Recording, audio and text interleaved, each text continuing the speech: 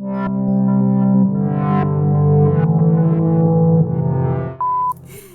eu esqueci de colocar o brinco. Ai,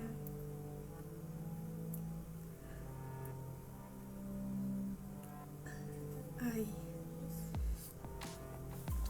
Olá, sejam muito bem-vindos ao meu canal Tatiana Sampaio, onde aqui nós estamos então nessa jornada pelo purgatório, isso mesmo, pelo purgatório.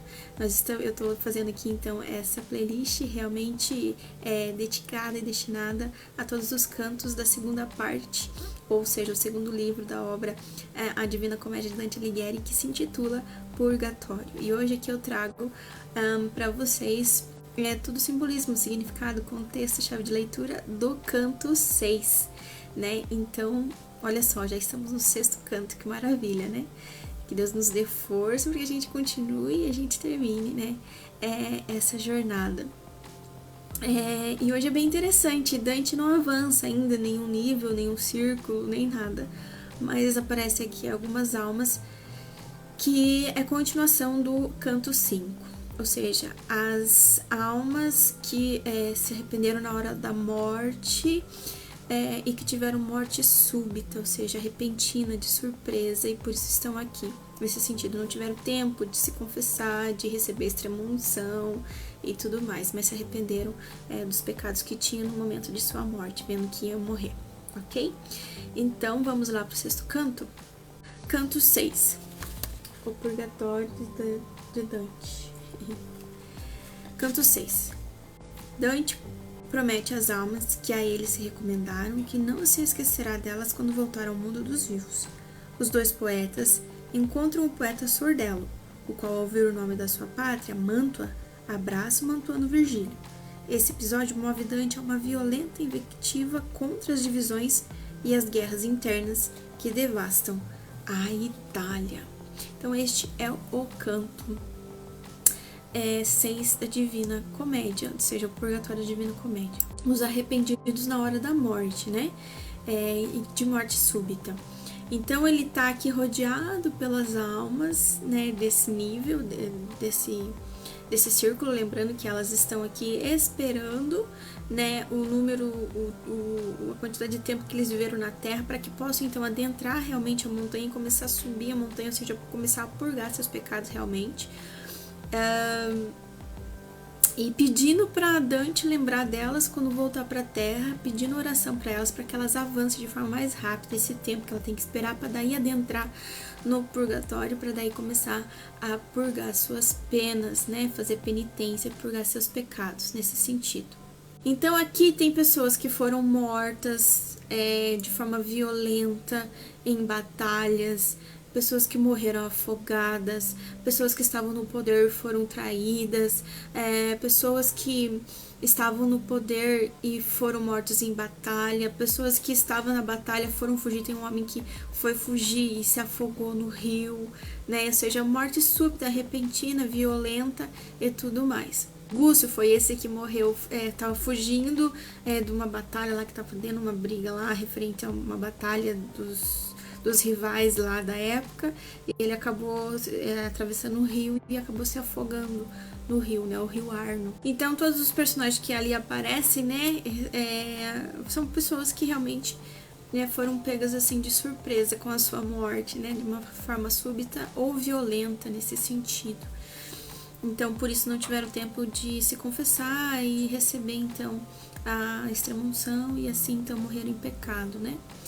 Mas se arrependeram antes, então por isso estão aqui. Então, depois de finalmente se livrar da multidão, e essa multidão cercando, pedindo, por favor, quando voltares para a terra, peça para os meus compatriotas, para minha família, para o pessoal lembrar de mim nas orações, dizer que eu estou aqui, eu preciso das orações. Então Dante começa um diálogo com Virgílio referente a isso, a essa prática de orar pelos defuntos, pelas almas do purgatório, para que elas sejam aliviadas de suas penas, ou seja, essa conexão delas conosco. Então, Dante pergunta para Virgílio: por acaso me lembro, mestre, que em algum dos seus poemas o Senhor fala realmente sobre isso, dizendo que de nada vale rezar pelos mortos. Então o senhor estava equivocado ou o senhor realmente acha isso? Isso que eles estão me pedindo faz algum sentido? É necessário? É importante mesmo? Tem algum fruto? Tem algum resultado realmente? Então Virgílio pega e fala assim, olha, aquilo que você leu no meu poema foi isso mesmo que você entendeu. Só que eu não posso dizer para você, explicar para você sobre isso, porque isso se trata de fé. E nesse sentido, quem pode te explicar e te iluminar sobre isso é a Beatriz, né? A Beatriz, quando você se encontrar com ela, ela pode então te explicar referente a essa verdade e o intelecto. Então, por que Beatriz? Porque ela está no céu, né? Beatriz é a mulher que Dante amou de forma platônica, ou seja, não conseguiu viver esse amor, não foi correspondido, talvez, né? Nesse sentido. Ele até mesmo casou com a outra, né? Dante casou com a Gema de Manetto Donati. Então, ela está aqui no céu, até porque ela morreu muito jovem, né? Então, a Beatriz, além de representar, né, a santidade, ou seja, uma alma santa pura do céu, que tem a ver com a fé, com a espiritualidade, né? Ela representa a fé, a teologia nesse sentido, para explicar essas coisas, entende? Então é até por isso que Virgílio fala sobre Beatriz aqui. E ele fala assim, então daqui pra frente, mestre, eu vou apressar o passo aqui, não vou esperar tanto, demorar tanto, né? Vou atender seu pedido de passarmos rápido por aqui e tudo mais. Então, ele conforta ali Virgílio, né? Para que vai tentar fazer com que a espera dele seja menos longa nesse sentido, né? Então, eles vão caminhando e tem um espírito sentado, meio triste, acabrunhado, calado, sobre uma sombra ali, né? E eles se aproximam. Só que à medida que eles se aproximam, ele não tem nenhuma reação. Uma alma solitária que os olha, vê aproximar, mas não tem nenhuma reação. Então Virgílio pergunta para ele se por acaso ele sabe qual que é o melhor caminho para começar a subida da montanha. E a alma ali ignora. Aí ele pergunta qual que é a origem de Dante e de Virgílio, né? Quer dizer, de Virgílio, né? Mas propriamente, porque é Virgílio que chama a atenção dele, pergunta. Ele começa falando mantua. Quando ele escuta, então, quando essa alma solitária escuta a palavra mantua, ele se joga aos joelhos de Virgílio e o abraça. E diz, ó, Mantuano, eu sou sordello da tua pátria. E os dois se abraçam. E ali, então, Dante começa um discurso, né? Um discurso sobre a decadência da Itália, referente a toda essa rivalidade, essas batalhas, essas guerras, que resultou em todas essas mortes. Muitas mortes de almas que estão lá no inferno, quanto muitas mortes de almas que estão aqui no purgatório. Então ele vai elencando algumas pessoas, ele fala sobre, para linkar, acho que para conectar esse discurso a realmente o propósito desse discurso, que é a rivalidade que está gerando tanta guerra, tanta inimizade, tanta batalha, tantas mortes. Ele traz o exemplo dos pais de Romeu e Julieta, né? Que é um romance famoso de Shakespeare. Os Montecchi e os Cappelletti, né? Os Monaldos e os Filippetti, que no caso também é duas famílias rivais na época. E ele vai lamentando tudo isso, né? Tão gentil, né? Só que tá sem piloto, né? Ele faz uma crítica da igreja, né? Os padres que deveriam ser devotos e ensinar o amor, em vez de cuidar nesse sentido e deixar que a César, né? O que é de César, nesse sentido, para ajudar a evitar esses conflitos, ao invés de incitar mais ou colocar mais lenha na fogueira, né? Nesse sentido.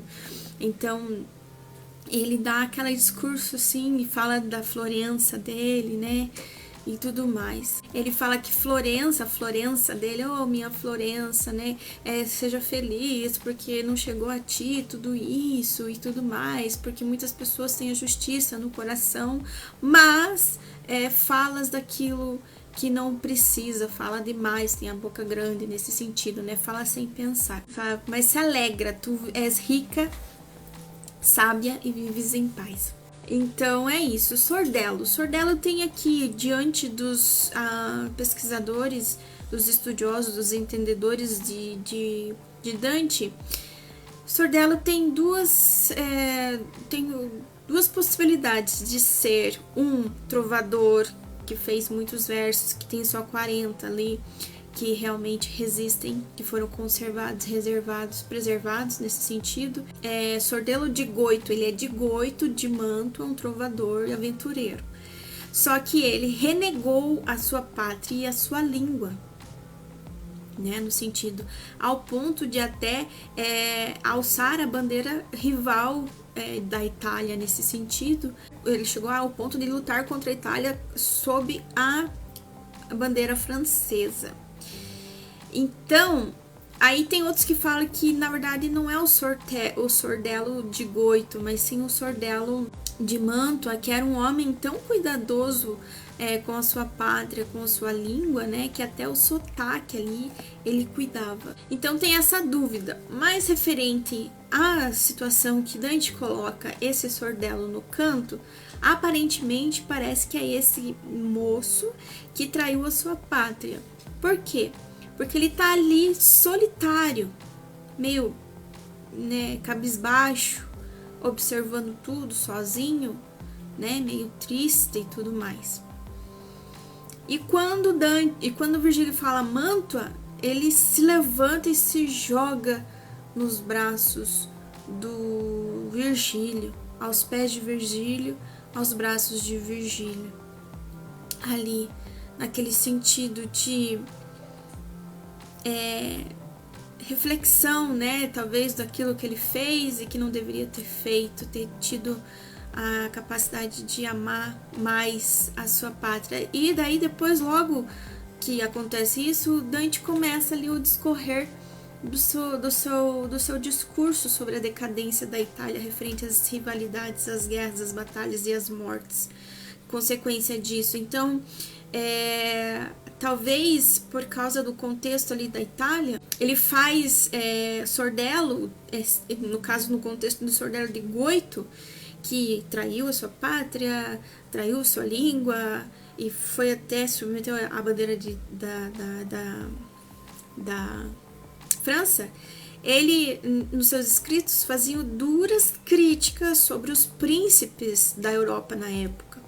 Então, talvez uma pessoa que, decepcionado com a forma que a sua pátria, né, vivia, se comportava, e as pessoas ali, a sociedade, o comportamento da época, talvez o fez se rebelar, se revoltar contra a sua própria pátria, contra a sua própria língua, e por causa disso, então, aqui ele está meio que arrependido daquilo que fez, porque realmente é um lugar para se pensar em suas penas, né, em suas culpas e tudo mais, e as suas consequências, e quando ele vê um mantuano, então ele se joga nos braços daquele, para então, no caso, nesse sentido de saudade, de arrependimento, de contrição, né, de sua rebelião contra a pátria por causa de certas pessoas, né, nesse sentido eu acho assim, né, a maioria dos estudiosos principais acho que é realmente referente a isso, essa atitude do Sordello, e que esse Sordello é o Sordello de Goito mesmo. Mas, no sentido daquele Sordello de Mantua também, né, que era um poderoso da época, com alto cargo na época, cuidadoso, né, de Verona, talvez seja a saudade da sua pátria, né. Então tem nesses dois sentidos, que provavelmente pode ser, porque tanto nos demais e outros escritos, Deus fala desse Sordello, tanto esse e quanto o outro lá, que era um cuidadoso, zeloso com sua pátria. Pode ser essas duas e essas duas se encaixam, sendo que depois, por causa do discurso de Dante, acho que deve ser aquele que se rebelou contra sua própria pátria por causa das atitudes de certas pessoas e comportamentos e sociedade da época que julgava errado. Então, aqui tem essa reflexão, né, o quanto que a rivalidade, a divisão, as guerras, as brigas pode causar a morte de pessoas inocentes, né, que não tem nada a ver com isso, mas acabam, né, por causa do ódio, da raiva, do rancor, do ressentimento, da divisão, né, de tantas coisas, né, a consequência disso. E ali todo mundo morreu, né, por causa disso, de uma forma súbita, e muitas pessoas, né, e eles ali estão pedindo oração. E esse Sordello em especial ali tá meio solitário, meio reflexivo, referente à consequência de tudo isso, que não é nada boa, né? Muitas pessoas foram parar no inferno, como a gente já viu, por causa de inimizade, de rivalidade, de divisão. E muitas pessoas estão aqui no purgatório, né? Tem a alegria de estar salva, mas tem um longo caminho ainda, um longo tempo de penitência. Pegas pela morte de surpresa. Então, essa reflexão, sabe? Até que ponto, né? Até que ponto é necessário, né? No fim a gente vê que é uma bobagem, sabe? É nesse sentido, assim, sabe? E a gente só se arrepende, né? Mas... E ver o quanto de tempo e o quanto de vida a gente perde, sabe? Então não vale a pena. Então acho que é essa reflexão desse canto. Ai, tão bela, tão bonita, tão importante, né? A Itália, mas que se entregou a essa decadência por causa de rivalidade, por causa de briga, de divisão, e vive em guerra, e o resultado dessa guerra, por vezes, é morte de pessoas inocentes, rebelião de pessoas, realmente decepção e frustração de muitos, e mortes, e mortes, e mortes, e sofrimento, e ferimentos, e que poderiam ser evitados, né, nesse sentido, se realmente não tivesse essa rivalidade, essa divisão, essas brigas aí, que bem na verdade não valem de nada, né, nesse sentido, só causa mal e sofrimento de muitos, e que muitos desses são inocentes, né? Então, eu acho que é essa a reflexão desse canto. Espero que você tenha gostado. Se você está gostando desse conteúdo, dessa jornada, dessa playlist, desses vídeos, que você possa curtir, comentar e se inscrever, né? Assim você vai estar dizendo para a plataforma que os meus vídeos são bons, são interessantes, são relevantes. Ele vai oferecer para muitas e mais pessoas que têm interesse nesses assuntos, ok? Então é isso. Eu fico por aqui. Deus abençoe você. E até o próximo canto. Beijo, tchau!